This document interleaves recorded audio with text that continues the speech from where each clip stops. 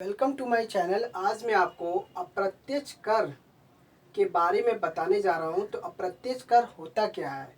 तो अप्रत्यक्ष कर को हम इनडायरेक्ट टैक्स के नाम इनडायरेक्ट टैक्स कहते हैं और यहाँ पे व्यक्ति या व्यक्ति के समूह पर लगाए गए उस कर को जो उन्हें अप्रत्यक्ष रूप से प्रभावित करता है अप्रत्यक्ष कर कहा जाता है। उदाहरण के लिए बिक्री कर, उत्पाद शुल्क और सीमा शुल्क ये अप्रत्यक्ष कर के दायरे में आता है। तो यहाँ पे पहला पहला जो है वो बिक्री कर है।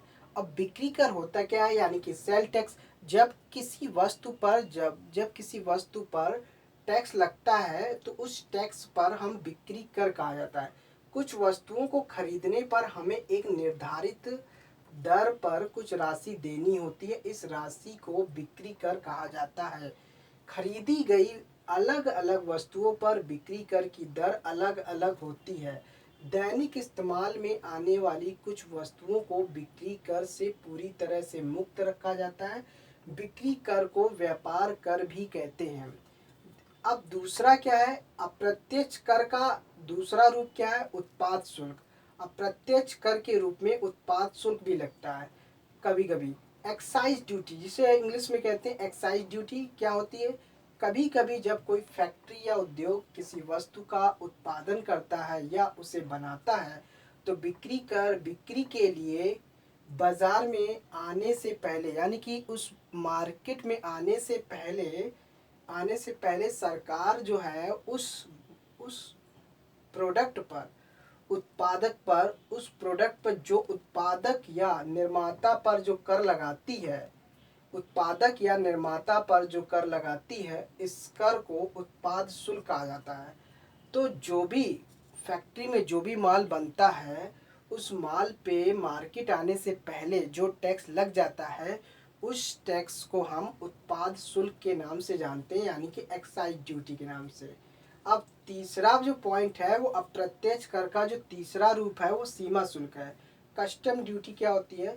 कभी कभी कुछ वस्तुओं को बनाने के लिए निर्माता को कुछ आवश्यक वस्तुओं को बाहर से मंगानी पड़ती है, यानी कि दूसरे देश से मंगानी पड़ती है या दूसरे कंट्री से मंगाना पड़ता है।